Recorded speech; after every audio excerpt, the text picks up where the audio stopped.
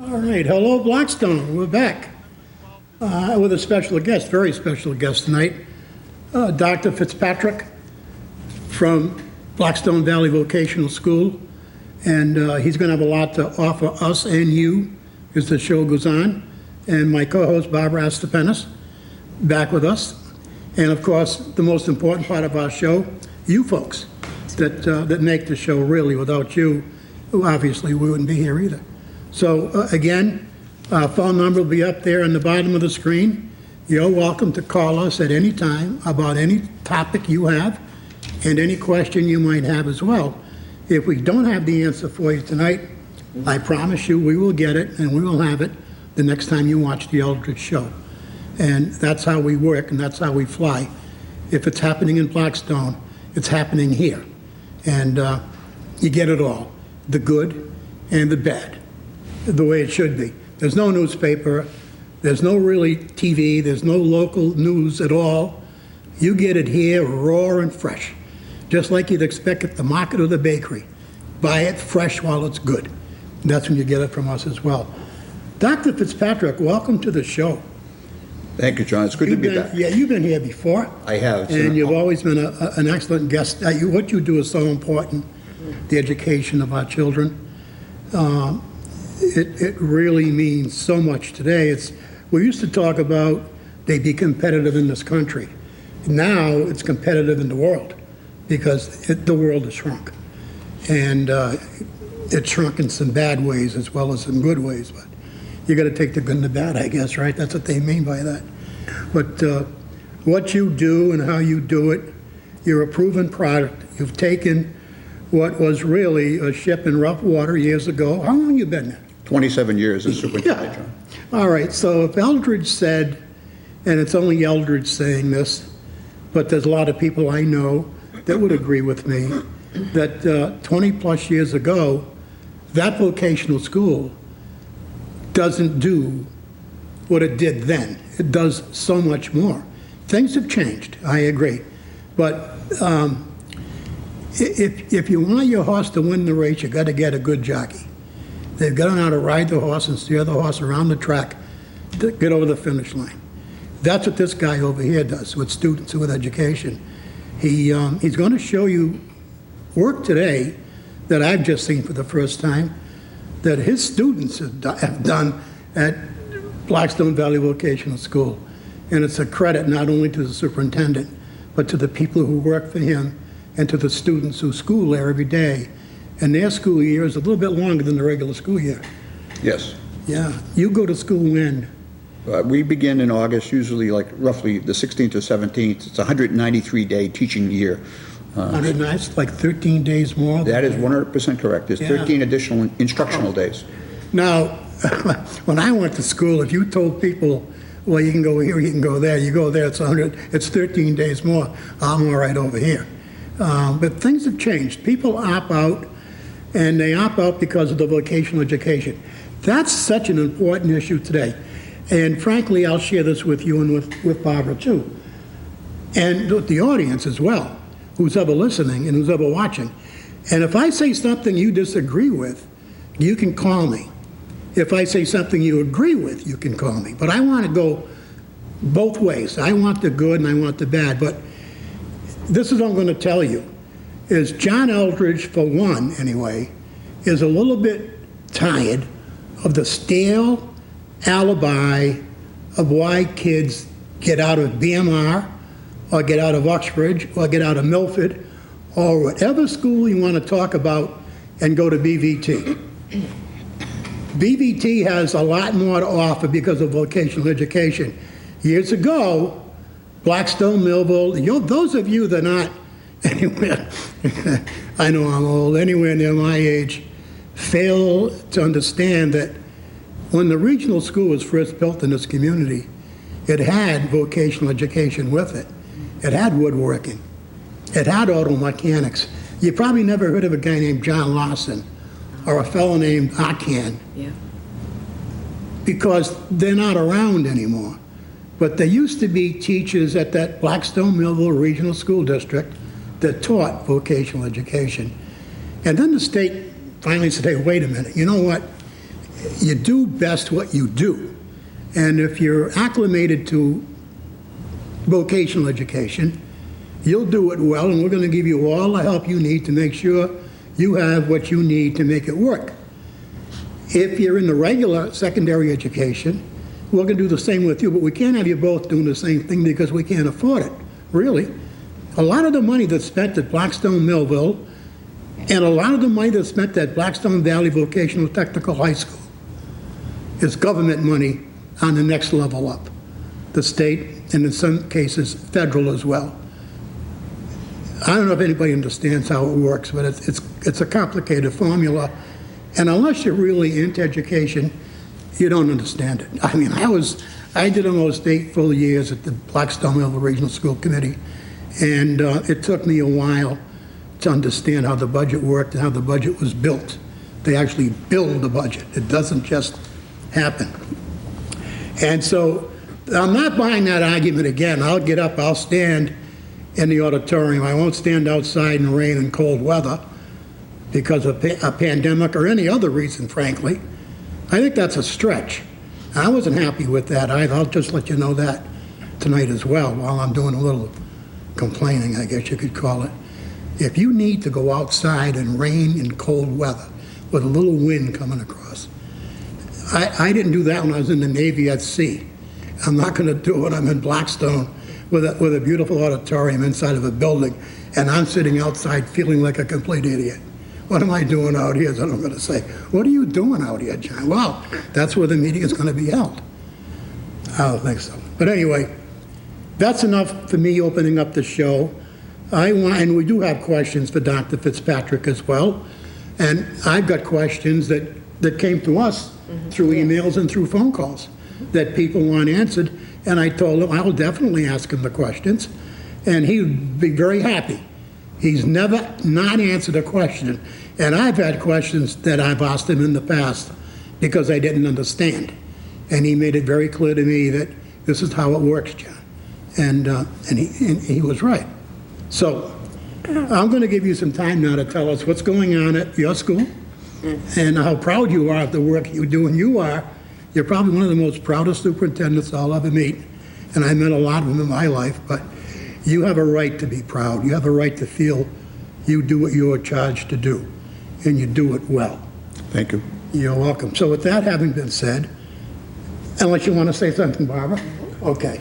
Then the floor is yours, and when you're done, we'll get into the questions we have. And we may not have to ask them once you're done.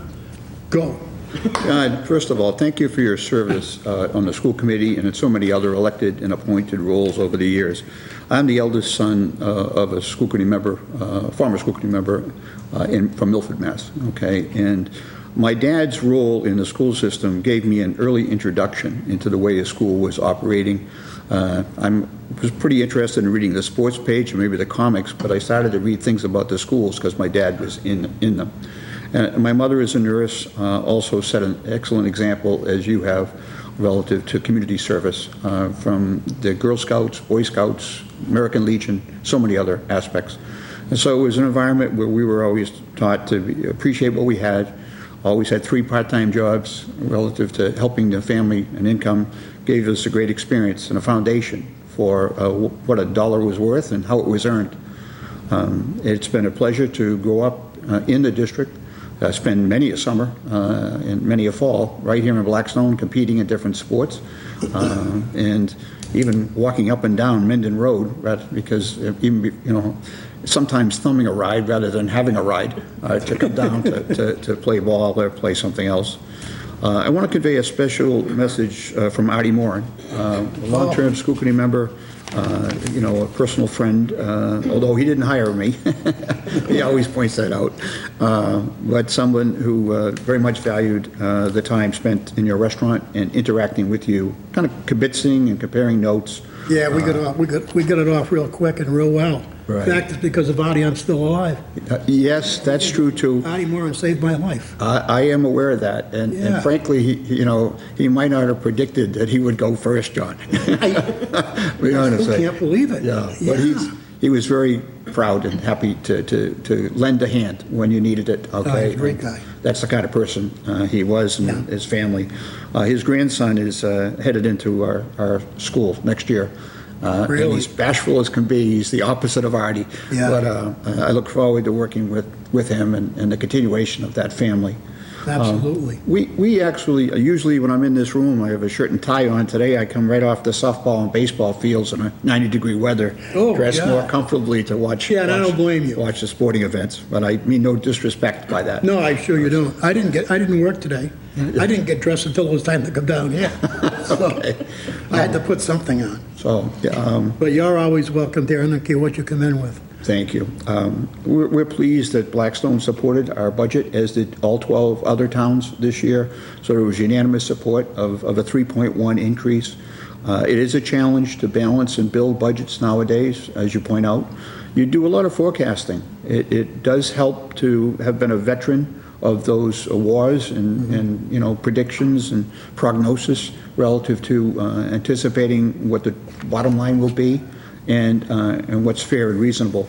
We're quite proud. One of the informational sheets that I shared with you as we began the program was a listing of 50 grants tallying $3 million that is over and above what we asked the towns to support.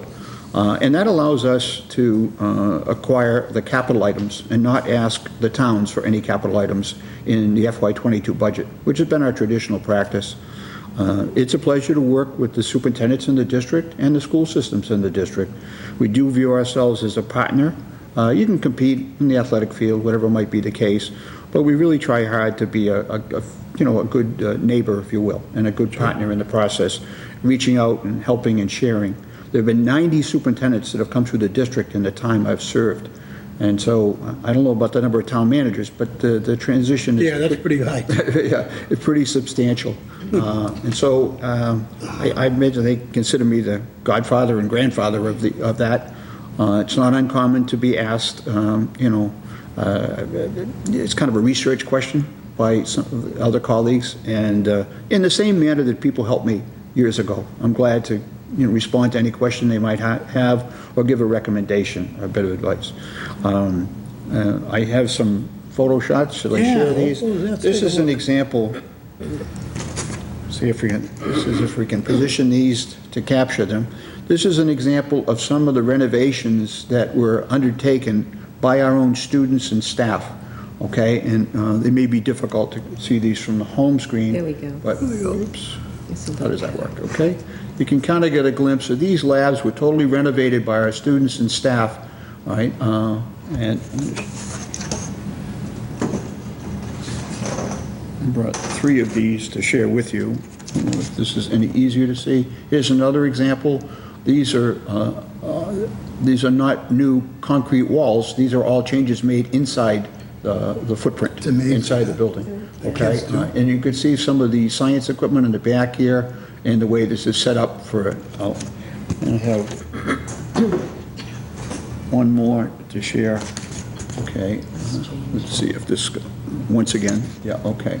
This is another shot here of the labs that have been renovated. The Deputy Secretary for Education, Bob LePage, will be visiting the school this Friday at 10 a.m. to see this, the labs. And here's the key aspect of this, John. This is a copy of an enlarged check, kind of like the same thing that you win in a golf tournament. Maybe not you or me, but those who win the golf tournaments. But anyway. Hey, that's my type. It's a bag of golf. I know. So this is an $830,000, not too far from $1 million award from the previous governor's capital skills grant program. This is how we paid for that lab. We didn't ask the citizens for a nickel. All right. Now, the operational cost of the staff that will teach in it will, of course, be built into a budget. This is an example of how we try to complement and max chasing down. It's a different form of competition in many ways. It kind of gets the blood going, okay, relative to researching and finding ways to enhance and grow. We've created a culture, in the words of the chair and vice chair of my school committee, and the local representative to our school committee is Joe Broderick, who has an apprenticeship background. We're delighted to have Joe as a tradesperson. active. He seldom misses a school committee meeting, and he always has a point of view, which is always kind of interesting, but nevertheless, he doesn't hesitate like you to share his view, yeah. and that's good. Yeah. But the chair and vice chair recently said, we have created a culture where if a teacher or an administrator has a proposal to add a new research item or a new learning activity, they oftentimes recognize it's best if they've shown that they're going to research grant, not rely upon the budget to address it. And so it's great to see that. Each year we produce kind of a prospectus or an annual report printed by our students that summarizes what we did with the money given to us by Blackstone and the other towns the previous year. And this is something we've shared with you, but there's the most recent version of that. I remember, I'll interrupt you quickly. I remember one year you came on the show and I said to you, you were sitting over there, and I guess I was probably here, and I said that you're quite a guy when it comes to getting money, whether it be by begging, borrowing, or stealing. And you said, well, no, wait a minute, John, I won't steal. I thought that was a cute comeback. You recall that? I certainly do. Yeah. And we joined, the two of us joined Bob Kluskevich. Yeah, I remember that too. Was sharing his philosophy and view at the time. And I want to credit Bob with a willingness to further examine the school, visit the school, to interact with me, and to be fair-minded. Appreciate the diplomacy that was demonstrated on the show. You were the referee, but it was... that was good, though. Yeah, it was really good, okay? Yeah. And that's, I don't know, say it's, you don't win or lose, but it's a great, everybody wins. It's a character building as well. Yeah, and so I want to say special thanks to Bob, and his community service as well. And once he understood, he was there. Yeah, he was very reasonable in all of that, okay? And so it's that's all you ever ask, kind of thing, and to respect different viewpoints. So the school has just been a phenomenal experience. The population of students has doubled in the time that I've been there. What is your population now? 1,255 is students in total. What's your capacity? Oh, that's pretty close to it. We just asked the state to grant us permission to make a modification of the drafting program. There's some openings in the junior and senior year. As you know, we're 9, 10, 11, 12th grades. Mm-hmm. And we do have a nursing program and offer certain after-school programs in like welding, HVAC, and other kinds of special interests, employment opportunities. But we want the state to allow us, and they gave us the head nod, but they haven't sent us the letter yet. We're chasing it, okay, that we can accept students for the openings we have in the 11th and 12th grade in the drafting program. So that'll create a brand new opportunity for students in the district. We do not take choice students, nor do we sell seats for out-of-district tuition. It's kind of nice to have the money, but we've always, passed up on that to serve the students from the district. And the interest in the district has become much stronger than anyone ever anticipated. Mm-hmm. But in any case, we'll be able to accept 16 students in the junior and senior cycle to come over to us and give them an opportunity they wouldn't otherwise have. Mm-hmm. So we're always looking for new opportunities, new avenues, new resources, and they kid us a lot. Yeah, we're by hook or by crook, we're eager to add resources and to complement what we ask the taxpayers. Mm-hmm. I think that's a fair thing to do. In my experience in 27 years serving the district, that the 126 Finance Committee members have noticed, they've monitored. 100 and how many? 126 Finance Committee members. Okay. That's who we have to entertain every year. Yeah. So. And boards of selectmen.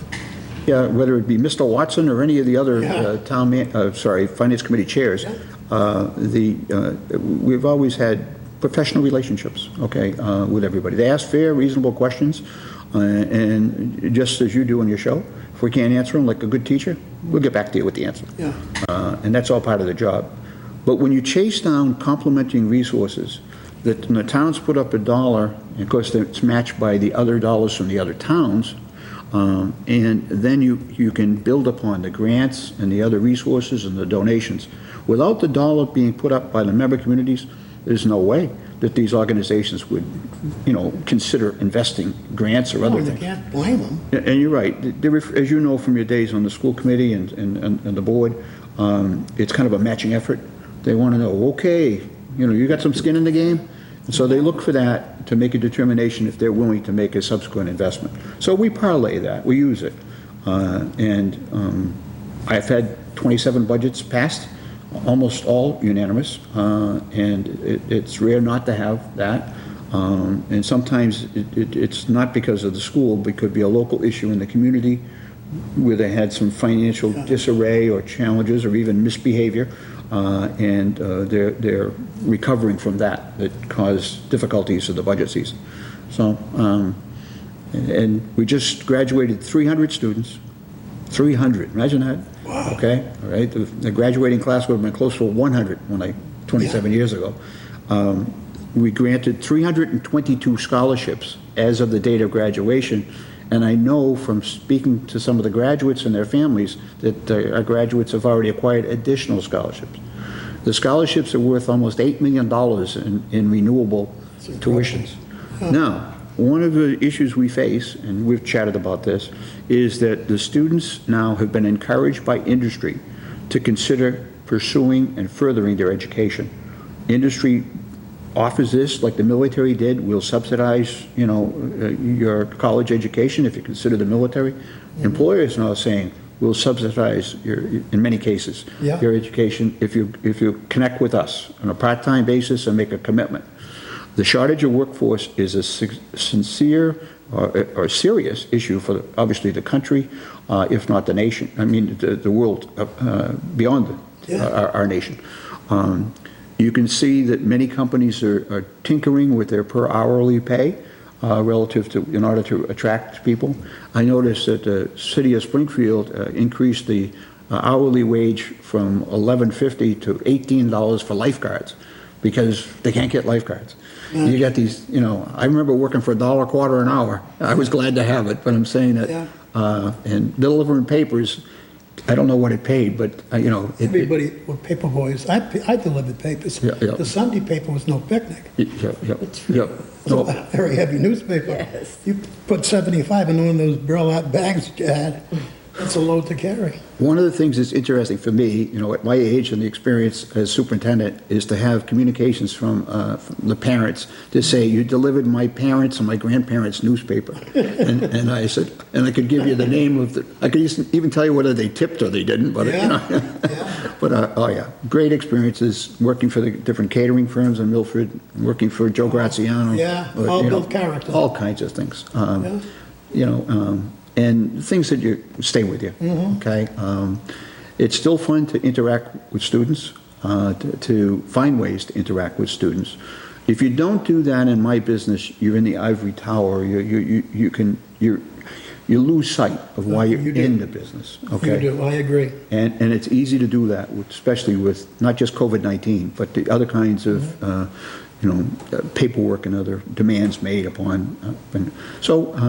It continues to be a challenge, continues to be fun, continues to be rewarding, and I would encourage other people to consider serving on the boards, finding ways to give back to your community, considering leadership opportunities in school systems. It's a great way to protect kids, to advance resources, to be able to guide people. Don't be hung up with the power, because you better be a good listener. I really, it's interesting to watch the transition and those who have succeeded versus those who have not, and the receptivity to the view of the other person is critical to. I think to add to that, the need, and I don't know how many districts do it. When they talk at graduation, how many of their students have been accepted and will go on to and continue their education at an institute of higher learning, wherever they decide to go. A follow-up study 2 years afterwards is the how are they doing and where are they today. That will only give you a true reading as to the effectiveness of the education, and I call it penetrating the cranium, to actually get inside of that head and make it stick. Yep. But I wonder how many do that. I wonder how many do a follow-up with their graduates 2 years out and find out where they're at with their education. Now in yours, because you teach the curriculum and you teach the trade as well. So they're getting it both at your school, which is great. But at the other regular high schools, they're getting all core curriculum all day, every week. And I have in the past, for those of you who are wondering, when you say, Eldridge, what did you do when you were there? That was one of the things Eldridge advocated for, was a follow-up. Don't only tell me that night of graduation when everybody's happy and the balloons are flying in the breeze and caps and gowns look pretty and kind of formal and pomp and circums and everything. Nice. But when it's all over and it's not 2021, where are they in 2023, for example? The only ones that really know are the parents. I don't know of any school. Maybe you can call me if you know of any out there that does the follow-up every 2 years. I don't know of any that don't. I just don't. It's insightful that you recommend and suggest that follow-up studies be conducted.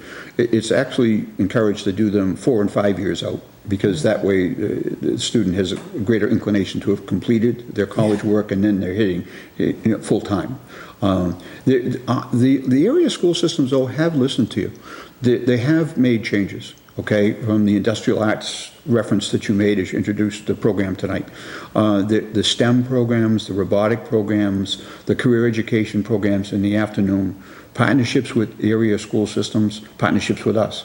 That's more frequent today than it might have been for quite a while. Well, the DOE loosened up their policy a little bit, did they not? Oh, that's true too. That's right. Yeah, and their purse strings.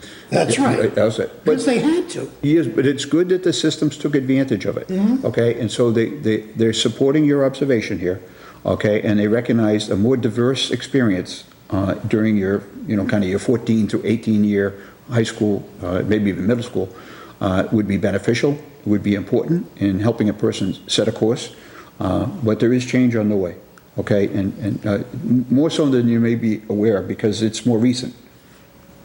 Yeah, I would hope so. That'd be a breath of fresh air. I mean, you were talking about the need for people to go to work and companies that are looking. And it's not just because of the pandemic. It's also got to do with, I don't know what the percentage is, but what I've been reading and hearing is it's close to 45% of the people in this country don't work. And those that do, that other percentage that do work, half of that has lost their incentive to do good work. The work ethic, when they always used to say we're going to raise the bar, somebody along the way buried it. Yeah. It was stepping on it instead of over it.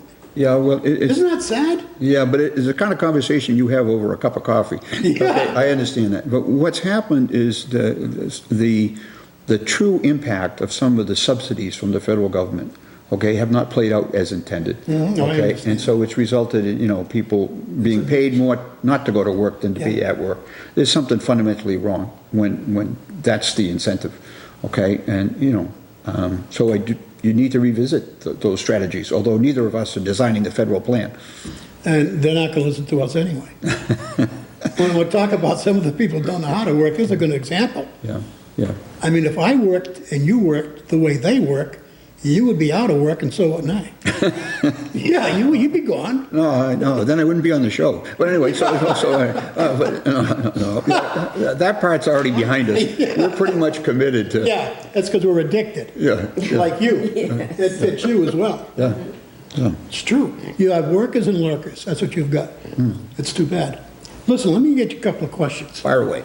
Well, we haven't got that many. And I'm hoping now, again, you guys out there that are watching, and you talk about vocational education, if you have a question, now's the time to shoot it to us. Could I ask a question? Yeah, go ahead. Dr. Fitzpatrick, you said that you have 300 graduating students this year. Yes. Right? How many of those are going on to higher education? Roughly 84, 84 to 85% nowadays. When you even, it's interesting, we brought in a representative from the apprenticeship programs, and saying, let's encourage people to consider the apprenticeship. He indicated to the students that he spoke with that if they consider going to the apprenticeship, he would pay 1/3 of their tuition to Wentworth. So even he was encouraging them to consider their further education. The point I'd like to make, Barbara, is that the fact that the individuals are accepted at multiple colleges, receive subsidies to go to college. Actually, we've had several students who have graduated from prestigious colleges in 3 years, so it means their family and the student saved the tuition of one of those years, which could be pretty substantial in some cases. In any case, that you don't go to college as a placement. That's a continuation, right? And that in my own experience, I always worked while I was in school, but you then increase those credentials to be better prepared and to be more talented as you enter the job market. So there is a lot of confusion over that. And so there was a time when the Voc Tech schools encouraged a terminal degree. The job market, the economy was very different. Okay, I mean, you could, whether you want to talk Draper Mills or anything else, there was lots of opportunities, even if you want to drop out of high school years ago. Those things are not, they don't exist. And so industry wants, in order to compete, in order to be able to bid competitions against global challenges, the very talented workforce. And so they're willing to offer the subsidies and recruit, and we're delighted that the students can now go anywhere. They're no longer restricted. Yes. So hope that wasn't too long a response. No, thank you. It's amazing to me how the students, they see no obstacle. They adapt. They just make the modifications necessary to excel. And it's also not uncommon that our students take their technical skills and find it into a work position even on campus to help pay for their college education. So whether it's a hairdresser cutting hair in the dorm or any other skill set, you name it, they find a way to do it. Yeah. So That's a sign of a student that's motivated. yes. And, you know, that's an art too. A teacher motivates students. We're not pushing you, we're telling you the best that you can do is try a little harder. Exactly. You can always give a little bit more. Yep. Persevere. Yeah, and that's necessary today. Especially with the competition, it's so great. Yeah. But question for you, in anticipation of your show with Dr. Fitzpatrick, I'm hoping to have a chance to look at these budget numbers. And now this is referencing Blackstone's annual budget for the annual town meeting that they held out in the dark rain, windy night, because of the fear of pandemic and meeting in an auditorium. You will note that while the operating budget has taken a 9% decrease, the vocational tuition has increased by 36% from $565 to $768, a whopping 36% increase. Now, I could try to answer that, but I'm not going to, because you're the guy and your staff that builds the budget, so I'm going to let you answer that. I don't find my numbers to match that question. Okay, all right. So it is correct that there was a 9.29 reduction in our request of the assessment of the town. Okay. That part I agree with. Okay, and there was a dip in the students enrolled. Okay, and so 4 years ago there was an increase of 10. This most recent cycle there was a reduction of 11. Okay, so you get these shifts. Okay, that would have contributed. When you look at the assessment, okay. Let me pass this over to you. Okay. So that you can see that as a reference as well. Okay. Oh, that's not us. This is the out-of-district tuition. Out-of-district tuition? Yeah, this would be, this is not us. That's why I don't recognize that number. This tuition number is the increase of students going to other Either the county agricultural school, Yeah, Norfolk Aggie. okay, which is probably a major player here. Oh, I'm sure it Or is. another vocational school where the system has authorized that placement, okay? Not- Exactly, because it's out of our district. That's right. So this is not the Valley Tech. This is not going to your voc Tech. Okay. Okay? And that's the explanation. That's the explanation. Also, I would point out that years ago, I asked permission of the towns to consider adding a vet assisting program. They don't call it vet tech, they call it vet assisting. And the towns didn't support my request. So I tried to So address this. if the students are looking for something that you don't offer, and another district does, this choice business that's going on, and I want to tell you, while we're talking about that, and again, folks, if you agree or disagree, this is why he's here. Now, that was a very important question, and it was a very easy answer for him, because that's another district, it could be another voc district, but it's other vocational education cost called tuition, not BVT. Now, school choice is they don't talk about it much, BMR, when they talk about, and I didn't hear that much crying this year. That's a bad word, that's pretty strong, crying. We'll just go weeping, we'll call it, or teardrops. About BVT takes all the students out of Blackstone Millville, they pick the cream of the crop. What do you think school choice does? When I tell you that I know in the past that kids from Blackstone Millville Regional went to Milford because they had swimming. They had a pool at Milford, they swim in that pool. I tell you the truth. When I tell you Milford had football before Blackstone Millville did, Blackstone Millville got football because of John Eldridge and Chuck Singleton. That's one of the things I'm very proud of, as a matter of fact. When I was on the school committee, we did get that passed, that they'd have their own football team. And I'm still very happy about that. As a matter of fact, during football season, on my way home from work, if I'm not that tired, I'll pull up to that grassy knoll off of the street and watch the kids play football. Because it just means so much to those kids and their parents too. I did listen to them, just like you do. You need to listen to people, not just let them go over and forget about it. So school choice takes people away. That's an elective, right? You don't have to do that. You can vote out of school choice. You can vote out. If you don't vote out, it happens to you. That's right. So you can vote to do it, or you can take no vote, you're That's getting right. it. You can vote no, and then you don't get it. That's right. Okay. That's right. So it's a decision the district committee has to make.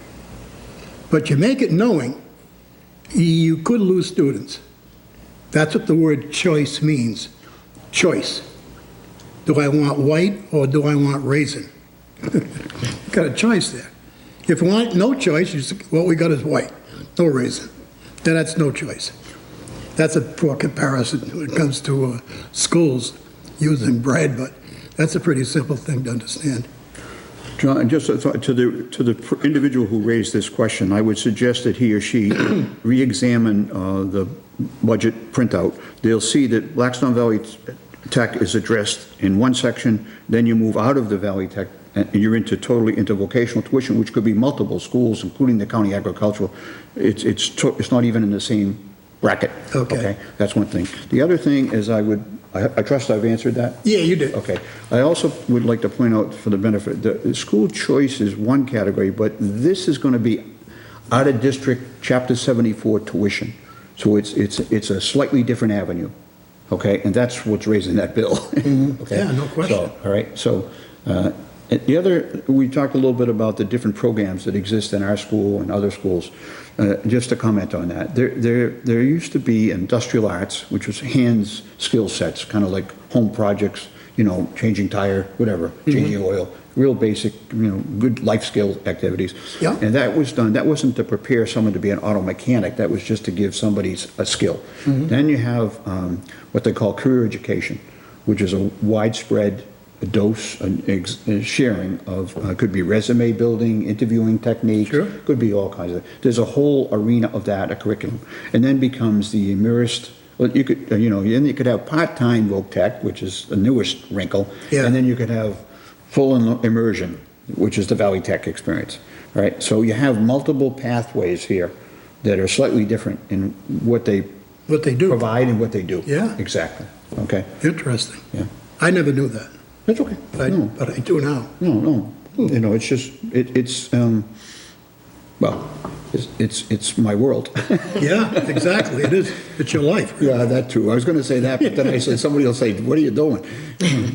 Now, did you see this newspaper clipping? It was in the Sunday Telegram, June 20th, new rules of vocational schools. Yes. Sure you did, right? And what'd you think of that? It was a pretty big article. Yeah, Tuesday, the Board of Education will be undertaking the consideration of modifications in the admissions to the vocational schools in the Commonwealth of Massachusetts. It's a very interesting debate and discussion. The first thing I'd like to say about this is there's a major philosophical shift. For many years, the voc tech schools and other schools had to file plans with the state. So the Department of Elementary and Secondary Education would examine your plan, confirm that it met civil rights and other factors, and then they would approve it. So they owned it. Sure. So if there was a challenge, a legal matter, then they say, whoa, wait a minute, the state approved that. You pointed. That's right. The state and the federal government are in this major transition of, we're going to get out of this, you could say Pontius Pilate, whatever. Yeah. I'm just saying, we're going to get out of this tendency for us to take the lead and the responsibility of the approval. Say, we're going to give you some options, you decide, and you live with the results. If there's a lawsuit, or if there's a challenge, it won't be at us. That's It'll be right. at you. So there's a big shift underway. All right, now the other thing that's happened, there's a shortage of voc tech schools, and now in the Commonwealth of Massachusetts. There are only, like 26 regional voc techs, and there's some number of other voc tech systems, urbans and other forms, okay, collaboratives. So the interest in coming to the schools, given the capacity, is greater than they can accommodate. The challenge in the urbans, that the urban communities with very diverse populations and high minority groups and targeted groups, financially needy groups, have indicated that they don't feel they've been treated fairly. All right, and so the state committed, and comment, just authorized a study of called the gateway cities. We don't have a gateway city. No, we don't. Closest we have is the one where your restaurant is, right? That's right.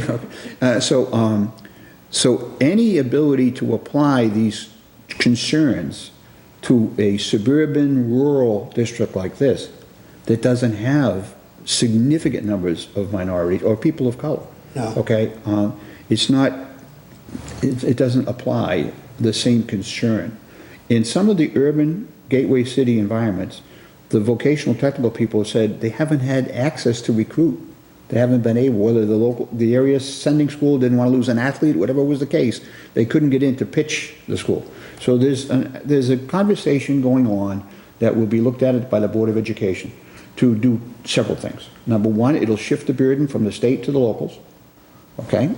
It will then put them under the microscope a little more closely to make sure that they haven't done anything in a discriminatory manner and they've been fair and equitable. It will also look to see, have they been able to access and to pitch their opportunity to the minorities that are in the sending school system. So there'll be a series of changes that are going to be announced tomorrow and the next day. It's interesting. And that's all similar to this. I was surprised when I read that, because I know that they have, little by little, made exceptions to what the law was when it first came about. Right. What the regular high schools would not do vocational education.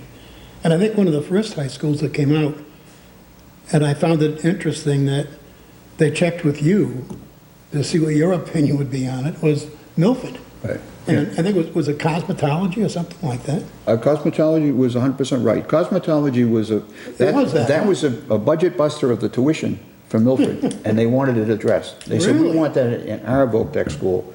right? Because I won't identify the school, but there was busloads of kids, headed, Yeah. and the bill was going to Milford. And Chucky Calagione, who was very active in the school system as a counselor in the 8th grade, and also on the finance committee, and his family was with the judicial system, raised holy hell at that, okay? Really? And that's kind of a funny story. And so he did that when I arrived. So 25, 26, and 27 years ago, he was screaming just as you would from the podium, saying that we want you to add that. Whatever it costs, we want you to do it because it's got to be a far better way. So there was some resistance to that, but I overcame it, and we added that program. And then Chucky was given the very first haircut in the cosmetology. Kidding me. And Chuck didn't, he was quick to say that with his hair, it wouldn't take a long time for him to get the haircut. But anyway, but yeah, that's a true story. Wow, interesting. Oh, I had a lot of those. Yeah, I'm sure you do. I'm sure you do. But and just as interesting is the state, as adamant as they were when they first said no, now they're realizing, you even made it clearer to me tonight, that they do realize that there is a need, not to cut voc ed, but to increase it. Yeah, but they haven't ponied up the money to do it, so it's Yeah. kind of interesting. You're still, for example, if you're going to expand, unless you do double sessions, which you wouldn't want to do that, No. wear out your building and your people, okay? You need to get, building expansion approval from the Mass School Building Authority.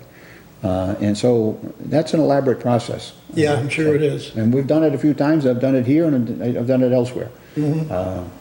But I'm sure. But you also have to balance. There's a significant decline of students in this valley.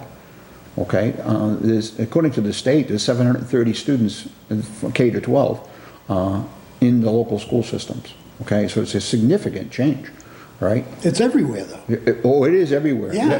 The state reports say there's 30,000 fewer students in the public school systems There in you go. Massachusetts when they did the analysis. Who knows? That was before COVID Yeah. ramped up. Okay, Yeah. and so, yeah. What's the alternative then? Are they doing homeschooling versus? Yeah, they would be doing multiple things. Yes, Rob, that would be one of the things. Homeschooling, hopefully not dropping out of school, but pursuing education elsewhere. The parochial schools and other schools who were more inclined to stay in person, be less remote, picked up significantly their enrollments. Yeah. And so, yeah. But yet, and this could be Archie Bunker type talk here, but I'm all right with that. Vocational education has been around, and regular education has been around, and parochial education is biting the dust. Look at Milford. What's happened there? Blackstone had a parochial school, St. Paul's. Right. For years and years and years. I can't help but think, and I'll share my thought with you, and I probably shouldn't say this, but I can't help but think that that's not happening by accident. There's something reaching out and making that actually happen. I'm talking about the closing of Catholic education in particular. Well, I think it's like the parishes. I think some parishes have resulted in an ability to survive, consolidated, even picked up parishioners from another parish. Yeah. Where others. If you're big enough. Yeah, or in the area, no offense to the diocese, but I'm saying oftentimes they're more inclined to support the urban, the Springfield and the Worcester versus That's right. That's true. The other. So, and even the fundraising has a tendency to do that. But others have been able, to survive, okay, and flourish, but not as many. Not as many is right.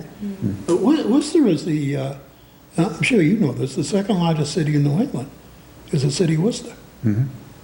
It's big. It doesn't look as big as it is because it's flat and it's got the river running through it and it's got a lot of mills that are still up, that should have been knocked down perhaps. But that was the birthplace of the Industrial Revolution, the whole valley. Yep. And if you look now, they just took another big mill down in Hopedale, right?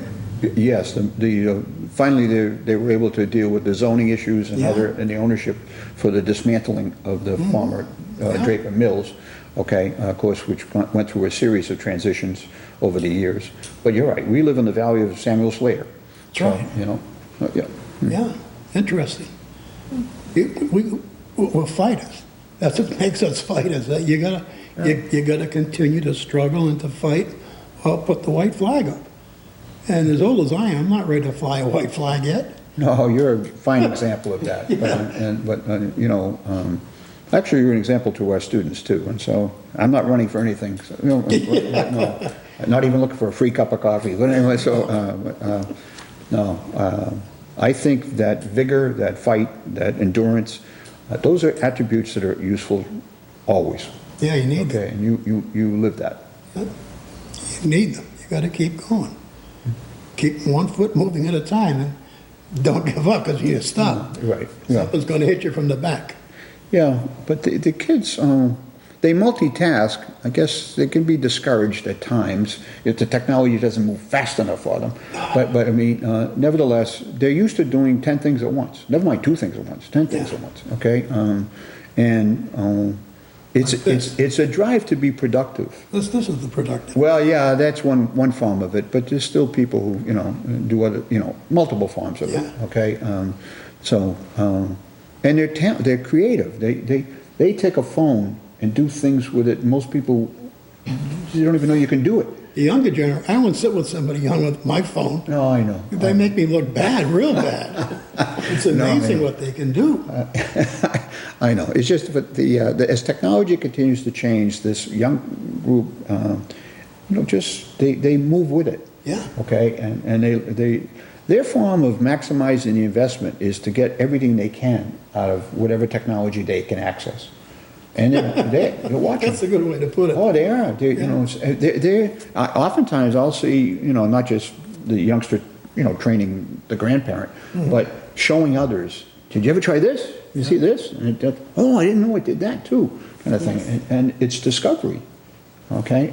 See, we were shooting baskets then. Well, yeah. They wanted base hit or a double hit. The only 3-pointer was when you picked yourself off the. Yeah, that's right. That's right. Yeah, there was no 3-pointer. They don't worry about that because then No, that's a little different. playgrounds are empty. Look in the back over here now. It's a beautiful night. Yeah, I did look at that when I came in. So. It's impressive. Yeah, yeah. That's a beautiful ball field. Yeah, yeah. Hopefully people can take advantage. God. Guy, question. The per student cost Right. at your school would be what? Well, I have the numbers just in case you asked, okay? If you take the number for next year without debt, because debt's not nominally included, we asked Blackstone for $10,621 for every one of the 76 students that we educate. That's a bargain. Well, yeah, I tell you, you get your money's worth, let me tell you that. No question about it. No. So it's 10.5, okay? How? Now, go ahead, sorry, Go Barbara. ahead. No, go ahead, finish. No, I'm sorry. so that's what it costs the town. Now, what we do is we chase grants, we chase with the state subsidies because we receive a higher reimbursement rate because of what they call the standards we have to meet. Yeah, So that is all money that's complementing what the town's paying. Okay, you know, That's almost $3 million. so that's just from grants alone. $2,908,144. Yeah. It's a lot of money. But that's, I wasn't sure, but I'd have guessed a lot higher than what you just told me. Yeah, because what people do, if you add the state money, it's going to be like 18.5. Okay, you're going to add, you know, you say, what was the total money from all the different sources? If you add the grants, it's going to continue to work out. But the grants, you don't get them unless you pursue them. Right. So, but I like to say, what did it cost you to get that service? And that's why I have the number in front of me in case that question came up. Did you have a question, Patty? Yeah, there are 13 towns that go to the school, right? How do you determine how many students per town, and how many do we have, the town of Blackstone? Yeah, that's an interesting challenge. This district has never operated on a quota. Okay, they have goals for each town. For example, when the school first came together, about 65 years ago now, they took the K through 12 enrollment of each town and created a ratio to say that's probably what that town should send to the regional voc tech. Under that math, Milford was entitled to 20%. Right. As the largest, you know, community. Yeah. And so we don't have a residency factor. We don't give somebody fewer points because they're from one town versus another, okay? So every youngster who applies competes in a pool, okay? And that conversation is going to continue Oh, yeah. to be part of the philosophies. On two different situations over the past 10 years, we reduced the emphasis of academics at the middle school because we didn't want to cream, okay? We didn't want, so wait a second, let's, you know, if a 6th, 7th, 8th grader was struggling, okay, of course, they're all competing against the other 6th, 7th, and 8th graders from this district. Nobody's come outside the district is coming in, all right? We still wanted to not be gauging it primarily or significantly on academics, so we reduced academics. A big factor is, in many ways, the sending school governs a lot of this. Currently, you're looking at attendance, although that's going to shift substantially because of COVID, but I'm saying that. That's true. So was the student motivated to go to school? Because he's going to need to go to work. Okay, so that's been, well, if the student had some disciplinary issues that had no reasonable explanation, okay, you can lose your temper. Okay, that's not going to cost you a placement. That's right. All right, and so there's a change there too, okay? You know, however, I mean, they used to say, if you're not safe with a pencil, you're safe with a chainsaw. Okay, but, all right. Then you have the recommendations of the sending school counselor. So the sending school says, John's a good candidate. Barbara, not as much. Okay, whatever be the case, all right? So they're going to look at that. And then there's an interview. If the student comes in, Barbara comes in and says, well, you know, my family works in this business, and you know, I've been exposed to it since I was a youngster, and I'm looking forward to the opportunity. John comes in and says, well, actually, I'm thinking about becoming an attorney. Okay, and I'm thinking about John Hopkins or something, okay?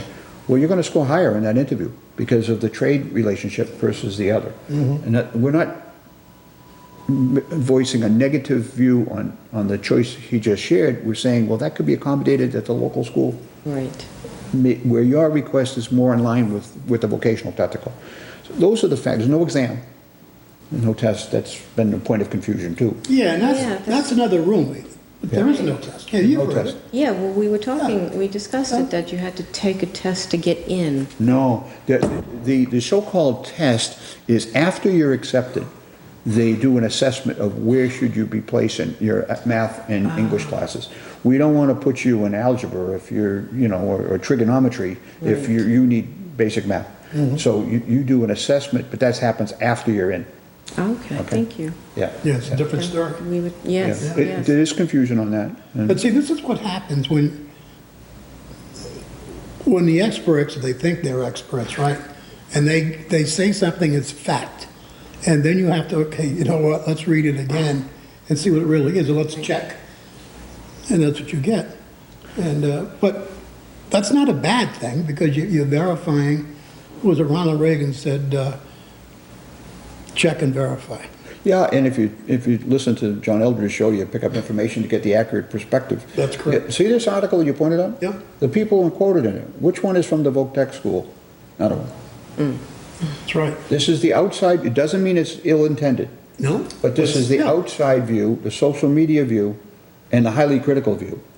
We live in a world where there's lots of hurt, there's lots of hard feelings. It's too okay? bad. Yeah, and this gets manifested in things like that. It's too But- bad, because they deliver cliffs people to go over. Yeah, what I wish is It's that wrong. we were given an opportunity. I mean, I've Wouldn't you think that would automatically just happen? No. Back in the old days, and I haven't said that all night long, but things were different. you And would, respect was offered all the time. yeah, I know, well, I am an expert, I guess, in Voc Tech education, but I'm saying that we talked about being on the show before, having a chance to sharing information here, okay? The tuition cost, oh no, that's the out of district, that's not Valley Tech. Number of factual corrections, all right, which are good questions and a good chance to air the issue. This is a one-sided view, Yeah, that's right. okay? And it's is you know, wrong. to me, that rabble rouses and gets this, you know, the blood pumping up, and we gotta fix this. Whoa, whoa, whoa, whoa, whoa, says whom? Yeah. Okay? The people from the inside or the people outside, you know. It's crazy. You don't want to go outside for the town meeting. That's right, that's right. Exactly, in the rain and the wind. So, Like, I'm not picking on you. I'd be like an Old Spice commercial sitting out there. I'm a canoe guy myself. I don't Yeah, like really. the Old Spice. Barbara, why don't you ask him this time to call the show and put that phone number up there? I've said it 3 times, they're not listening to me. No, everyone out there, if you have a question for Dr. Fitzpatrick, please give us a call in. It's 4189. Sorry, it's on the bottom of the screen. But give him a call. You have a question, this is a great opportunity. He's easy to talk to, too.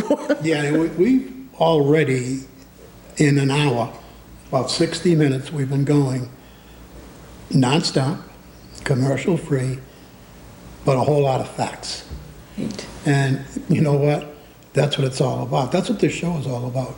Well, a is lot of- the real deal. Right, and a lot of people have spoken to either one of us, and that's where we have gotten our questions, and thank you, you've enlightened us.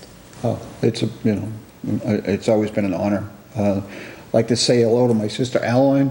Yeah, And my brother-in-law Tim. Like to Absolutely. say hello to my administrative assistant Cheryl Hannington and her husband David. Dave, Yeah, they're yes, up on Mendon Street. Yes, yeah. She does a good job. Yeah, she does an Yeah. excellent job. Yeah, she They're does a both good job. wonderful And people. if you took in the Finance Committee meeting, I agreed to help replace these tiles, and we've spoken to somebody. We just haven't figured out how the coordination to do the tiles, because we don't want to interfere with somebody, but we made a commitment to do that. How'd you know that they were there like that?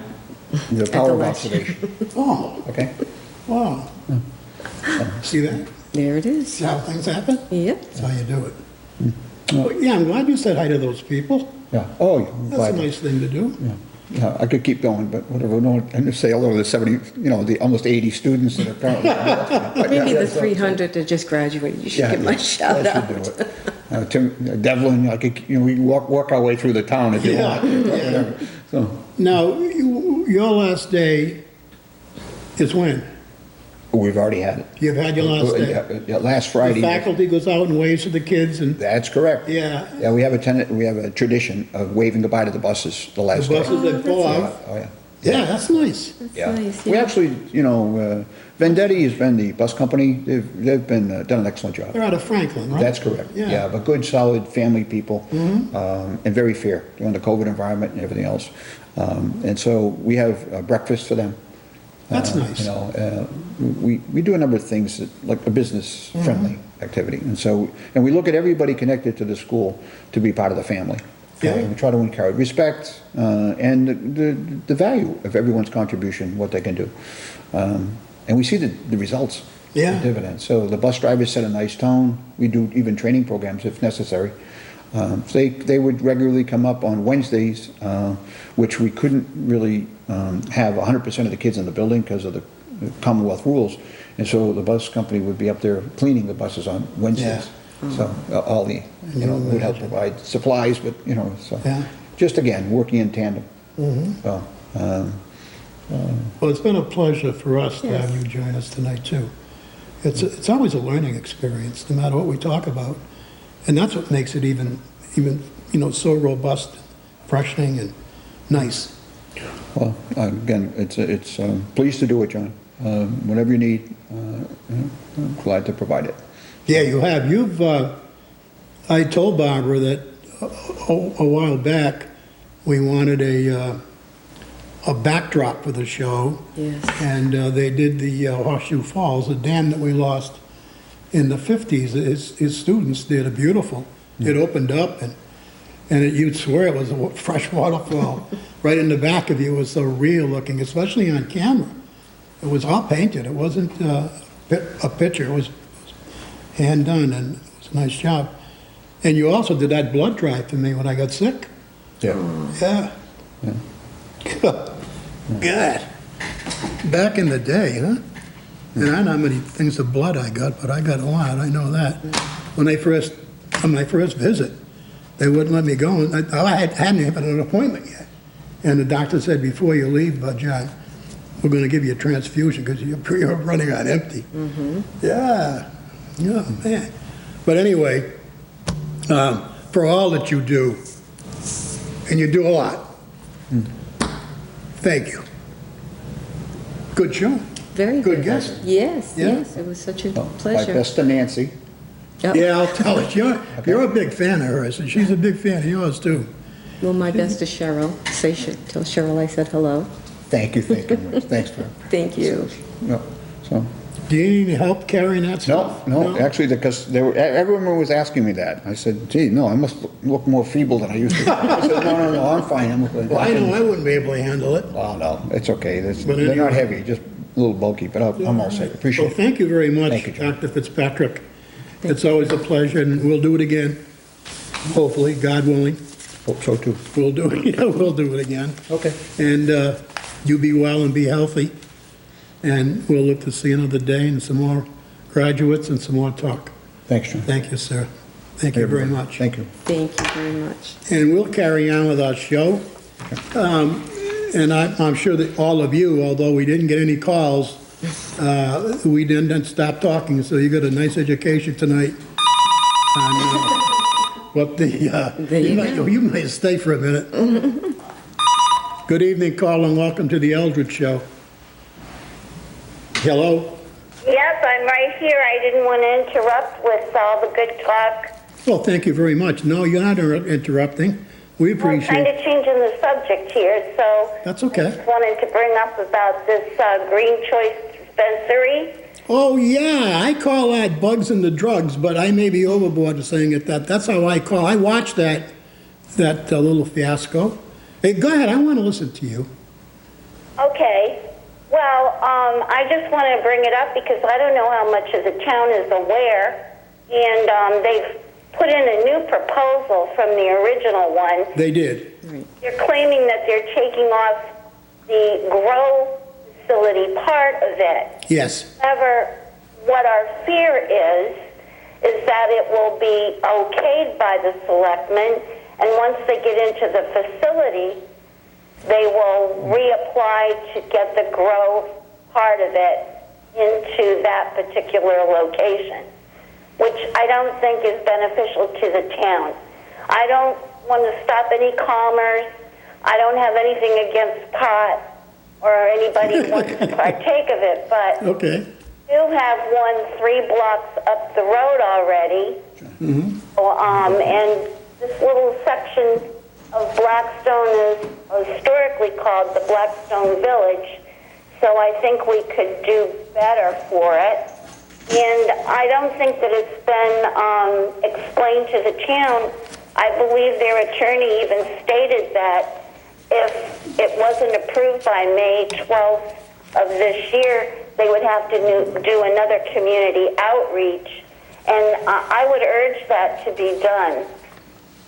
And I'm with you. I agree with what you've said. I didn't like that idea right from the get-go. That's a selectman's call, and they made it. And years ago, the way that was handled a week ago, that almost looked like what we considered years ago a bait and switch.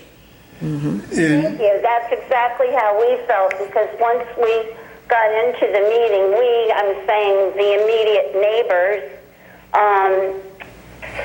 their attorney came forward and said, oh, no, the grow part isn't on this agreement. And we were like, yeah, we're here because it's attached to the agenda, and it says retail, merchandise, and cultivate's the word they use. that's right.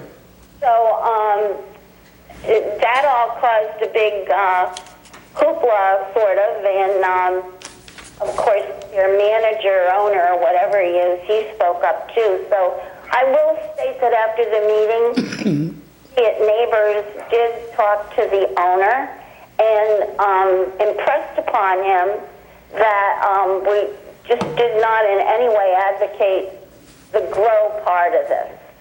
So I don't know where this is going. It's coming back up on June 29th to the Board of Selectmen. I have written them, the Board of Selectmen. I sent them a letter with a copy to our town administrator and his secretary. And my closing statement was choose wisely, because I don't think we want to be known as pot stone. Yeah, I like that. That's You got a sense of humor. You live right in the neighborhood? Yes, sir, I do. I actually have a little stake in this in the fact that I returned to Blackstone after 21 years in Millville, and I purchased a vacant piece of property on Austin Street that had laid empty for decades, and I like to think that I improved the neighborhood a little bit. So I would behoove the owner of that building to take the same path. And let's think, I'm sure there's lots of other businesses that could go in there. Maybe even another restaurant or something like that. Yeah, I agree. I don't think Blackstone is big enough to support. We've got two already, right? Yes, sir. One up the street, Buds and Roses. Mm-hmm. And there's another one on the other side of town, I think where the old Christian bookstore was. That's I may correct, be incorrect yes. about that location. So this would be number 3. So this would be number 3, right on our main street. And I just think we could do better. It's incredible. I've got a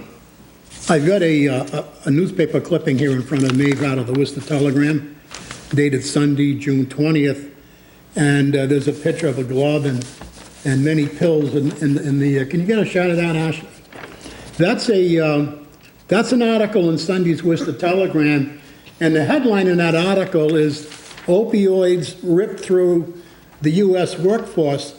So the people who think the opioid crisis is gone, it's not, and the Department of Public Health is telling people that the suicide rate and the crime rate is going to do nothing but go straight up with what's going on in this country today. Effects caused by the pandemic, like we needed anything else to add to the drug problem that we've got. It's definitely out of control. And the state of Massachusetts, I know everybody's talking about doing it, but I didn't like it when it was first passed. I didn't like legalizing something that many years ago people actually served jail time for, people were arrested for, military people were arrested for. And here we are in 2021, opening up shops on every street corner in Main Street, USA, and selling weed, his pot, whatever you want to call it. It's a drug, and I don't know. I think it's a mistake. I know I wouldn't want it in my neighborhood. I would not want it in my neighborhood. It stinks like holy hell. You can smell it miles around when everybody's puffing, and it's a nauseous thing to have to breathe and take up your nose when you're out on the street walking. It's awful. So I don't know what the selectmen are going to do. I have no idea. I hope they do the right thing. I don't know why. I wouldn't give them any license. I think 2 in this town, 1 on each section of town. The Millville section and this section over here, the Waterford, or the Blackstone Village, as they call it. You were right when you said the village. It is kind of a village settled by the French and the Irish and the Polish many years ago, becoming a town. It used to be a part of Mendon. Well, the Mendon, then it was so big, Mendon was so big, off Mendon came Millville and Blackstone and Hopedale and part of Bellingham, and nice little towns. Nice little towns. 1845 we were incorporated. And look where we're at today. Look where we're going. It's sad. And the other thing is, too, I mean, there is a grow facility. I did some research in Charlton, Mass. Yes. 5 footballs big. Can you 5 imagine? football fields large. So I said to this individual, why do you need a grow facility in Little Blackstone? And he told me it was boutique pot. Think of it like craft beer. So I told him that it needs to go in an industrial environment and not on our little main street. I agree. It is production. Right. No matter which way you look at it, they're producing a product. Right. And I agree with you. I agree with everything you've said.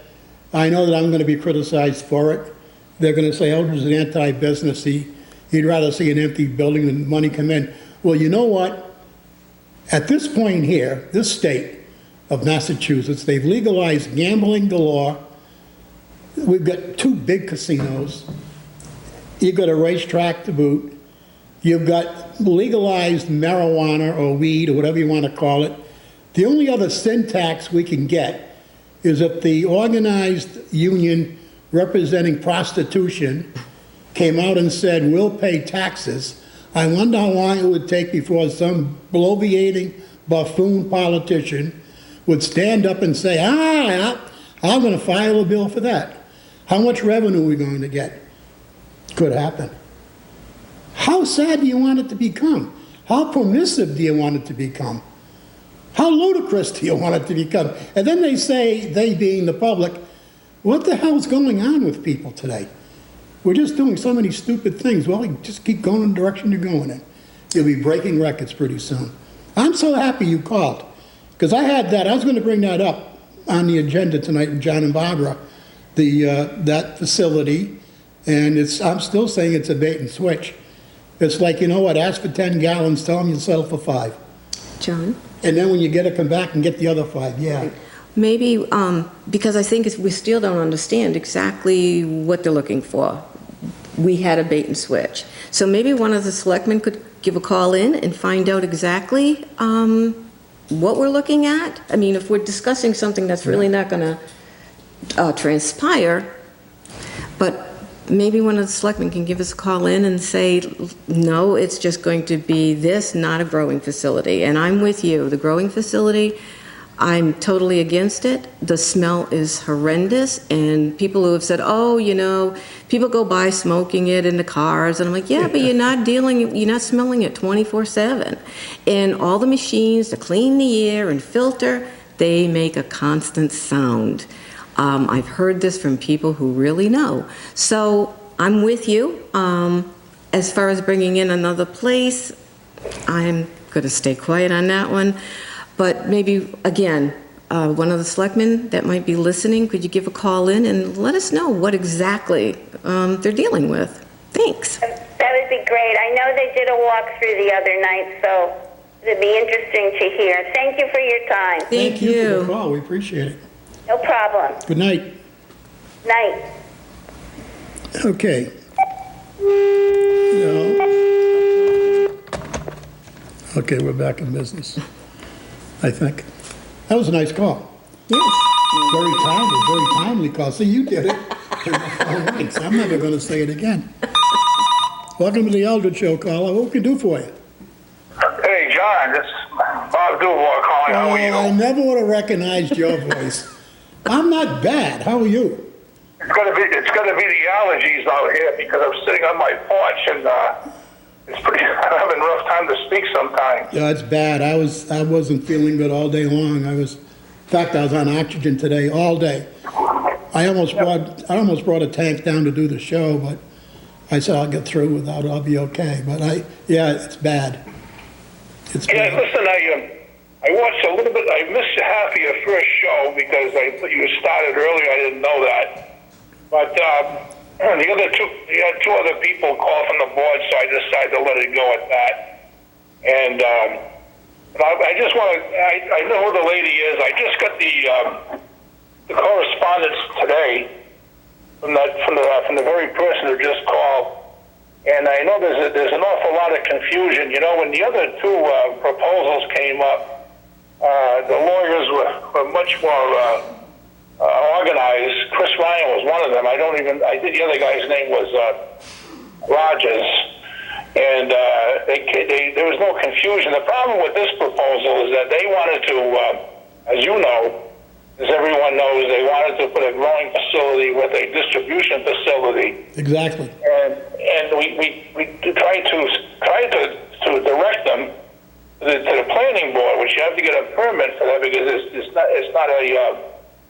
doesn't adhere to zoning. Okay. That's correct. So what happened is that there was correspondence that went back and forth, and in regards to discussing the retailing portion of it, but they never sent in the proper documents to the town. So we had this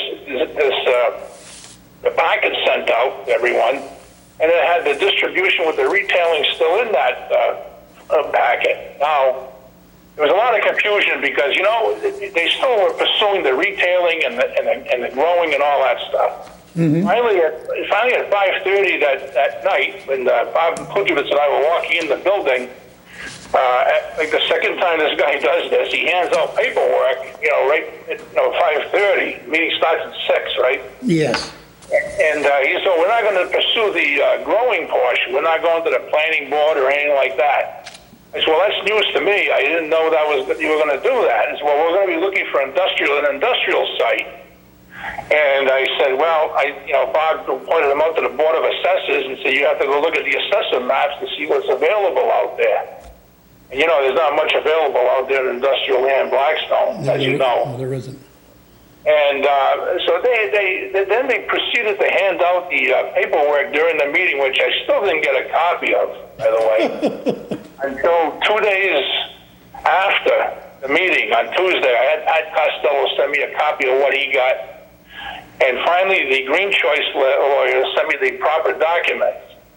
So right now, they're coming in front of the board on June 29th to discuss the retailing portion of it. And, I'm not so sure how they're getting along themselves, to be honest with you, John.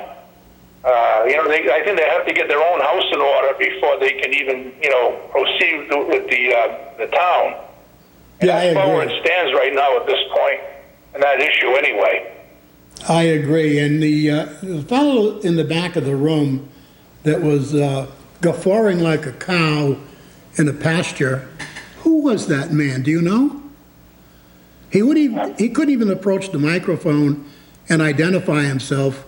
You were very kind to let him just bellow out at the table with the select board sitting here and not telling him, you know what, get up and identify who you are and where you're from. Oh, that was actually the owner, and I had to keep him quiet. That was the owner? People from both sides, but I gotta be honest with you. I thought that it was pretty good considering the situation. I've seen them a lot worse than that, and I thought that people behaved themselves decent. But the lawyer was starting to yell back and first of all, you've been around a long time. Did you ever see a lawyer start yelling back at private citizens? No. He can yell at the selectmen if he wants to. We can get criticized because we're in office, but when you're not in office, you just can't start spouting off at people like that. You got to have some class, and I didn't think he had very much class, and I wasn't happy at all. I don't blame you. You know, back in the day of Eldridge, Goulet, Dubois, and Devlin, he'd have been told to go to hell and get out of the room. We all done Well, it. a lot different back then. Exactly. I remember being on your board, John, when I called myself the tenderfoot. I was sitting here with 30-year pros, and that was no picnic. That was for sure. Now, here we are, some 35 years later, and Amazing. some new people are here now. Yeah. Excuse me, Bob, is it true that the attorney Attorney Reed is also pot owner in this company? I'm thinking that. I'm not going to say yes, but I'm pretty sure he is. Thank you. I'm thinking he is. Interesting. So you're not sure how you'll handle that on your next meeting? They're scheduled to be here on the 29th? Yeah, I'm sure there'll be people here on the good and welfare. As soon as they're allowed to speak, they have a 5-minute time limit. The people will make their presentation. I'm speaking to Pat, on this way before this Pat Costello, that is. Yeah. Before we even get going. I mean, Pat got a copy of the document during that meeting. Sure he did. He said, oh yeah, well, this is what we're supposed to have. I said, well, that's great, but I still didn't get it till Thursday. Yeah. Okay. That's pretty bad, Yeah, my brother. He said, my brother. He's my brother. It's important, John, when you're trying to establish a rapport with a town and the townspeople and trying to get along. You want to set a good example with your company getting along and trying to work with people. Yeah. And these people are, I wasn't impressed by the way they were yelling back like that. And, that's not the way to do it. And I wish they would change their attitude. Well, we'll see what the results will be when they come in on the 29th. One more question? Sure. Bob, I'm sorry. What assurance, now, if they do come in and it's just for retail, what assurance do the people, and it does go through, okay? What assurance does the people that live in that area have from the board that it won't ever become a grow facility, a cultivating facility? I'm having trouble to hear you. I'm not sure what you asked me. What is it she asked me?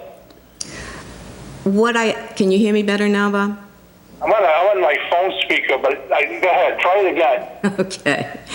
When they come in on the 29th and it's just for the retail and it's passed, what assurance does the people in our town have that later on they can't come in and say, oh, well, now that we have this spot, we want to open cultivation?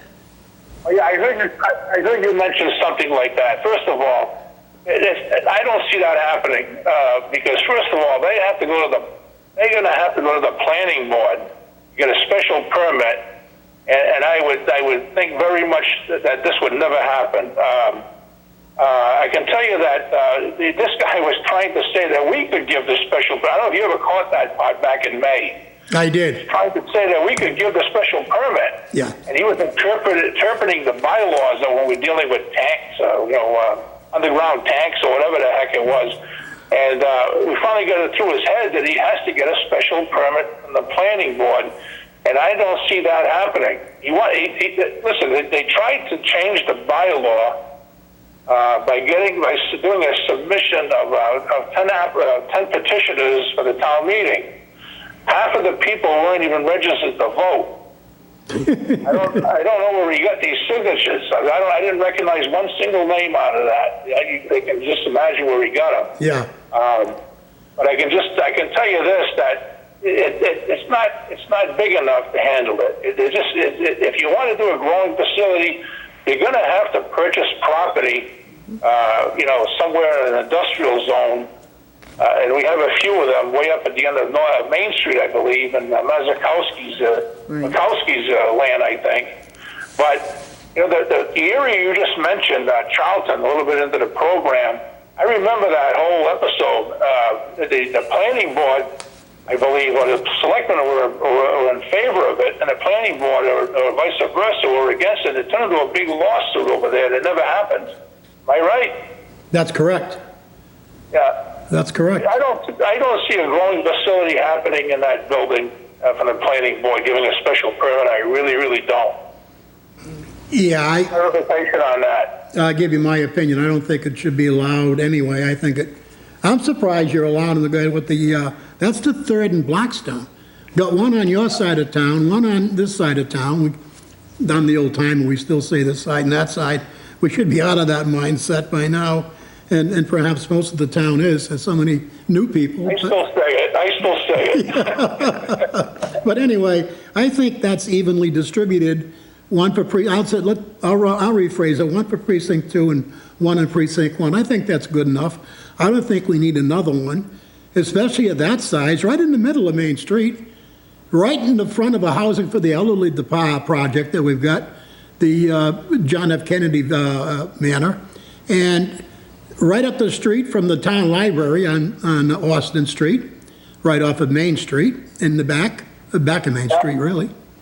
So, I'm going to tell you that, first of all, they get a right to apply, and as long as they're within the rules, they're certainly able to do that. Mm-hmm. I don't know how far it'll go, but, the state is very involved with this. I understand. I'm going to tell you, I look at the one I call it the other side of town, right? I've always lived there all my life, right? Millville section, right next to the Millville Men's Club, which we operate over there next door. Mm-hmm. And I got to tell you, we've never had a problem over there, and that place is busy. Yeah. Yeah. It's very busy, and there's no trouble at all. The parking situation is very good over there. And, Bellingham was upset about it when we granted it because they only allow, funny you mentioned, Bellingham only allows growing. They don't allow selling. Really? Retail. Yeah, it's weird. Oh, tell them to go to Bellingham. I'm not going to mention some Bellingham politicians' names because I don't want to get them into this. Yeah. They were upset at the time, and now I've not heard a word. It's cooled down a lot, and there was concerns over there, and certainly the one in the Millville section is a lot busier than the one on Main Street. Yeah, yeah. Well, what can I say? You've got a lot of people that recreate a lot over on your side of town. Not No, as many, I think they covered from Woonsocket, John. yeah, they could be, because there's nothing in Rhode Island yet, right? No. Rhode Island has not passed it yet. And Yeah. the other thing is, first of all, believe it or not, that's not our area where the Millville Men's Club is, and where the pot shop is next door. That's not zoned business. That's zoned residential. Sure, it's residential. Yeah, amazing. It was never changed. Amazing, huh? So these people, I would show them the directions to Bellingham. That's why I would do it. Jimmy knows. That attorney reminded me of Jimmy. You see him advertises on WBZ. Jimmy knows. I didn't know I could collect workers' comp. Jimmy knows. So, isn't it interesting, huh? But I'm glad you called, Bob, and while I got you on the phone, could I ask you a question? And it's a serious question, and I don't know if you're prepared to answer, but we amended the charter. Have you got the results back from the Attorney General on whether or not? No, that's not going to happen right away. It's not, huh? I'm just curious. You know as well as John, that when you send the results to the town meeting, it's quite a while before that comes back. Before it comes back, yeah, especially on, yeah, I agree with that. Let me leave it there. And I'll tell you what I'm really looking interested with a lot of interest too, is the amendment to the charter that alleviates the home rule charter when it speaks of the residency requirement for our town administrator, or not just the town administrator, but for anybody that, if the charter refers to must move into the district or move into the town within a year. And let me tell you why I'm concerned with the way it was done. First of all, I got to tell you, to be honest with you, I think it was an end around to avoid, and I know it was a giddy up. I know everybody's on the pony, and they're whipping the pony to get down the home stretch with this, because you're also in the middle of, towards the end, but still not finalized. And congratulations on your choice too. That Yes. woman, I watched the progress made on the interviews, and that woman was very impressive from Worcester, with a lot of experience. As a matter of fact, she's from Charlton, right? Yes. Well, I think she may have came from Charlton, but she's been in Worcester for a while now. Yeah, but okay, but Charlton is a snapshot of Blackstone. All our little towns in Worcester County are a snapshot picture, whether it's Millville or Mendon or Hopedale or Sutton, Charlton, Barry, Paxton. Yeah, it's just on the other side, that's all. That's correct. That's correct. Anyway, on the charter, C9-12 amendments, I have a copy here in front of me. I didn't memorize this. Chapter 43B of the general laws. Amendments to this charter relating in any way to the composition of the town meeting or the mode of election for terms of the Board of Selectmen can only be made through a charter commission elected under Chapter 43B of the Massachusetts General Laws. Now, I've got no problem with that. That's the way that ought to be. The more we do it on a town meeting ballot, the happier I am. I don't like a town meeting or a special town meeting with maybe 150 people deciding on big issues for the entire town. I know everybody is eligible to go if you're a registered voter. I understand that.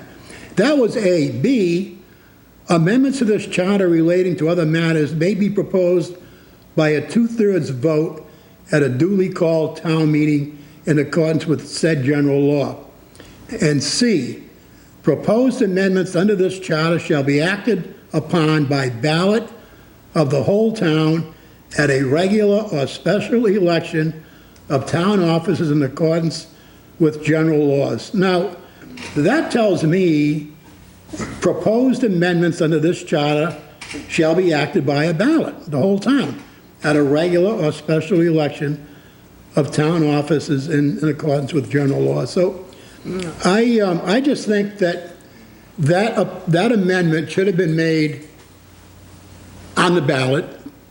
And in addition to that, and you've heard me say this before, and I think you've agreed with me, although it is a lot of work, I think the Board of Selectmen ought to, under your leadership, promote and start the wheels turning to establish a charter study commission that would be elected on the ballot.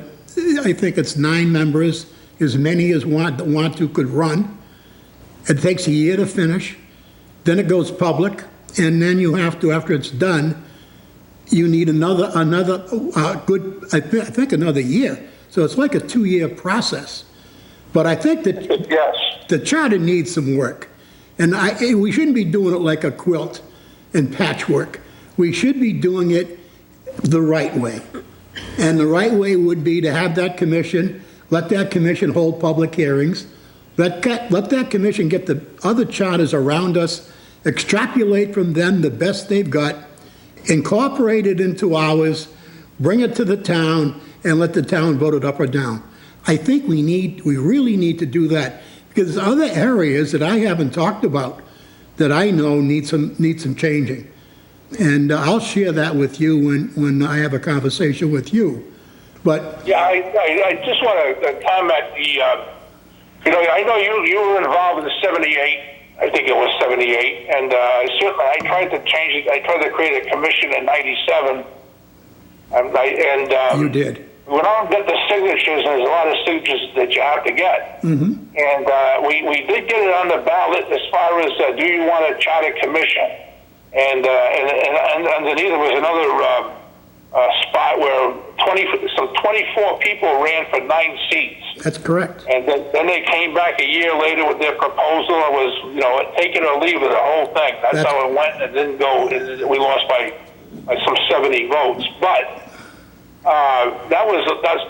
that's 24 years ago. Yeah.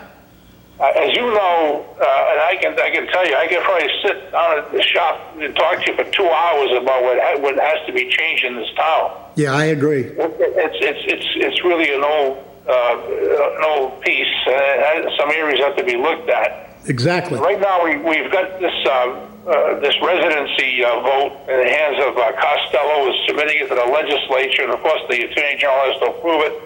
So we'll see what happens with that. If it doesn't, then we have to continue this process anyway. I agree. But I just want to tell you that, John, that I think we were together when we chose Ritter, and he moved over here because he was a single guy and he got an apartment on Mendon Street. That's correct. I think Henry's the one that got him the apartment, if I'm thinking.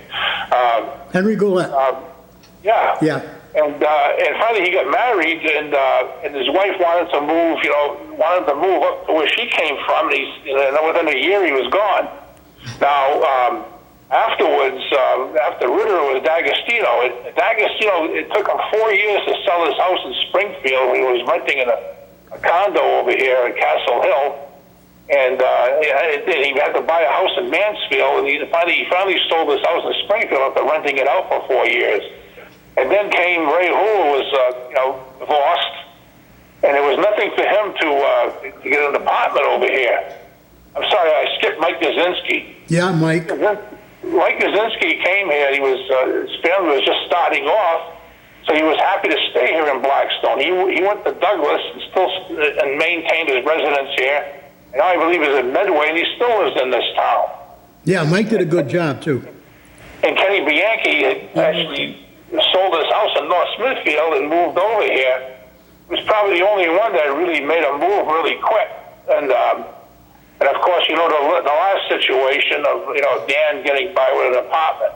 You got another situation at Oxford where, of course, my good friend Jen Callahan's over there, and she bought a fix-me up down here in Oxford. She's still not living in. And there's a residency rule in that town. I'm not pointing fingers. I'm just saying that. Yeah, I understand. What happens here is that you have a low pool of people. You don't have a high high abundance pool of people to choose from because of this residency rule. And that's why it hampers us. I've been through seven times where I've looked for a town administrator during the time I've been here as a board of selectmen when I joined you in '86. And it's always been, the pool's been limited, really. And I think it hurts us. And that's why I agree with the change should be made, but we'll go about it the way we have to, and that's it. Yeah, okay.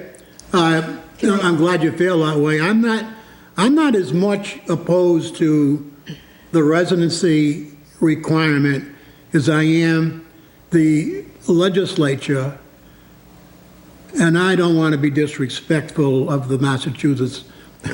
I don't think it should be called a great and general court. I can tell you that for a lot of reasons, but they can be called a legislature, and we will call them that, and we'll be respectful. I don't think those people, with the exception of Soda, who lives next door in Bellingham and is doing a good job, I don't want to put in their hands from all over the state how we run our government. That's a thing I don't like. I just think it's wrong. I think any changes in our governmental structure ought to be made by the people that live in this town. And Bellingham has a residency rule, but it can be waived on a 4/5 vote from the selectmen. Really? Yeah, I never heard of that before, but I asked that question a few. Why have it? So, Yeah, I mean, that's easy to get, right? yeah, of course. And democracy is more than 3 out of 5 people wanting to make a change. That's not democracy to me. And you know, Dennis Rain's been there since he's been there since the mid-'80s. Since Vanilla Ice Cream, I know he's been around. And does a good job. That's why he's still there. Yeah, But, well, look, I wanted your opinion on that because I don't agree with the way it was done. And I understand that there was a giddy-up. You had a good applicant, and you could have, if that attempt wasn't made, you could have lost her. But I just don't like the way it was done by going to the Great and General Court. Wink, wink. I think that's a Blackstone decision, and the people who pay that salary and the people who live every day by the rules and regulations of our home rule charter ought to be the people making the decisions, and not wink, wink. I'm not even going to say it. You know who I'm talking about. So there you go. Now, I don't have no more questions for you. Do you have any for us? And I'm glad you called. No, I just want to welcome you back. You know, when you applied in front of this board of selectmen, you got the request okay within 2 minutes. I did. And like I promised you would get it. And you know, I think that listen, I've lived with you on the other side here for a long time, as far as being a host and a selectman and being selectmen at the same time. And whether we agree or not, you know, you have a right to have your opinion and have a talk show so people can call up. And I've never discouraged that, and I'm glad to see you back on the air. And you know, good luck to you. And thank you very much. We'll see you down at your shop before very soon, I hope. Thank you very much, and thanks for the call. Say hi to Patty for me. Thank you, Barbara. Thank you, Bob. Good night. Yeah. Good night. Yeah, good night. Bye. Bye. I just have to learn how to shut this off. There you go. I'll get it pretty soon. There you go. Yeah. All right. That was a good call by Chairman Dubois. Yeah, did anyone else have any other follow-ups? Yeah, you're the best in getting people.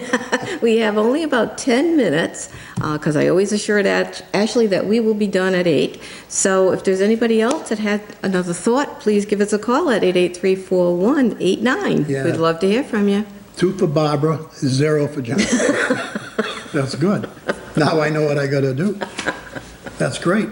Yeah, we'll be here for a little bit, not long though. No. And if you have any other calls, the lady that called with the, I call it the bugs and the drugs that grow, whatever you grow and flow, or go with the flow, or go with the grow, whatever you want to do, what do you want to call it.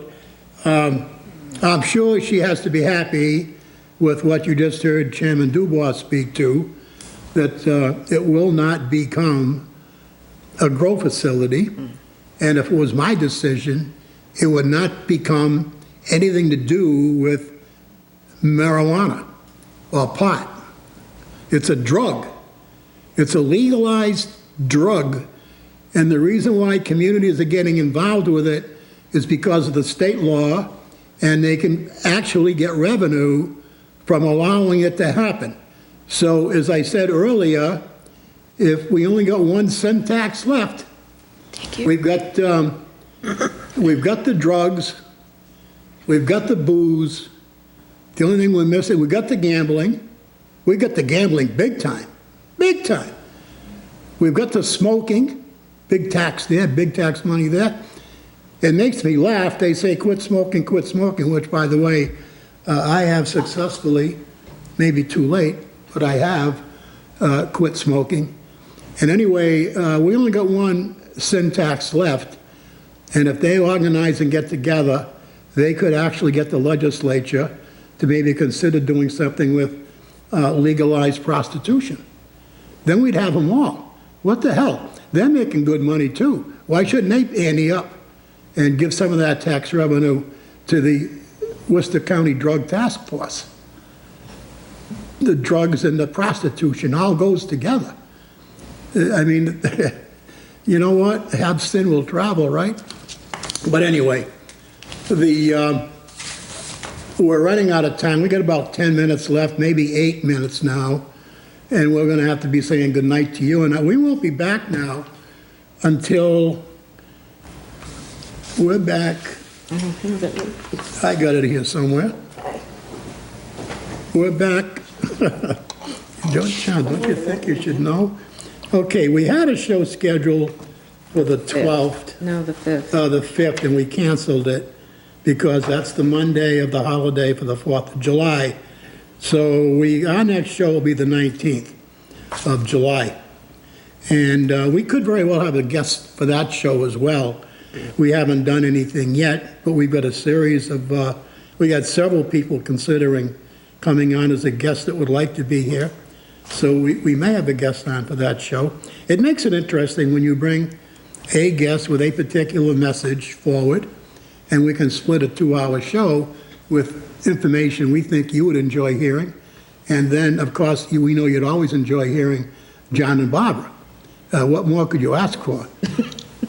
Besides John and Barbara, right? Because we're always going to be interesting, no matter what we do or what we talk about. We're interesting, and that's what makes the show. But again, those calls really make it, and we want you to know that. We do want you to call. And one thing that I'd like to add, that Sure. we do have a Facebook page. It's called The New John Eldridge Show. Please visit it if you have any thoughts, questions, ideas that you'd like to hear about. Go on our website, excuse me, not our website, our Facebook page at the New John Eldridge good Show. point. And then we can look into that way too, because I understand not everybody wants to call in and your voice be heard or anything like that. So by all means. yeah, you can leave us messages that way Yes, too, right? exactly, right. Absolutely, and we'll get them. Barbara's right on those machines, much more. Well, Nancy too, she's great. Yeah, Nancy too. She's been wonderful. Not as good as you are. Yeah, Nancy hooked up with a couple of people, but you can use that as a key to get in touch with John and Barbara with a question you might have or an opinion you might have. We'll read the opinion for you if you don't want to speak into the phones. Again, we don't have caller ID. So if I don't recognize your voice, I have no idea who you are. There is no caller ID on this phone. That's one thing we didn't want. It's you want us to know who you are, you can tell us. Like Bob Dubois did when he called the show. And I jokingly said to him, I'm glad, I didn't know who you were when you called. And I said hello, and you said, hi, John. Well, only one person sounds like that, and that's him. So he can never disguise his voice. Now, we got a couple of minutes, and I'm just going to read this to you. This is a clip. It's well out of the Sunday Providence, not the Providence Journal. This is out of the Worcester Telegram and Gazette. The Cannabis Policy Committee. They've got a committee. The Cannabis Policy Committee. Why didn't they call it the Drug Policy Committee? That's what it is. They got this pretty word, Cannabis Policy Committee. Held a hearing on a proposal that would allow people with criminal records relating to minor marijuana possession offenses. You see, years ago, not that long ago either, that was a crime. And you were brought into court, and if you were found guilty, you paid. There would not be a crime under current law to seek expungement of those records. The measure also requires that the state to inform these people that they are eligible to have their records expunged. So all you people out there that got caught doing what they're now allowing you to do, as long as you pay tax on it, and you also give money to the community on it, they're going to expunge your record when you were violating the law because you were doing it before it became legal. Now, God only knows what else they might want to expunge in the future, because the most difficult time to do something like that is the first time, and then it becomes real easy. So hold on. If you're on a ship, I'd say put your life vest on. It could get rough. The seas could get choppy. Or as we would say when I was in the Navy, it's an angry sea. You're rocking and you're rolling, port and starboard, fore and aft. Hang on. All right, look. We're going to wrap it up. We are, yes. Why don't you wrap it up? I'm tired. Go right Okay. We told you when we're going to be back. Yes. We'll be back on the 19th From 6 to 8. Yeah, of 6 to 8. July. Yes, 6 to 8, that's right. And Ashley, we thank you Yes. for doing the wonderful job you do for us. Without you there, we wouldn't be here. It's And true. Ashley's always behind the glass on the other side, but she makes it all happen. And we appreciate that, and we share that with the viewers as well. Yes, and thank you for Dr. Fitzpatrick for Yeah. coming and joining us and giving us great information. Exactly. That it did, enlightened us, a lot of the questions. Yeah, he was a good guest. Yes. Yep, very So much until the next time, John and Barbara says good night, be healthy, and be safe. And we'll see you on On next the show, 19th. 19th. Good night, everyone. Good night, and thank you. you.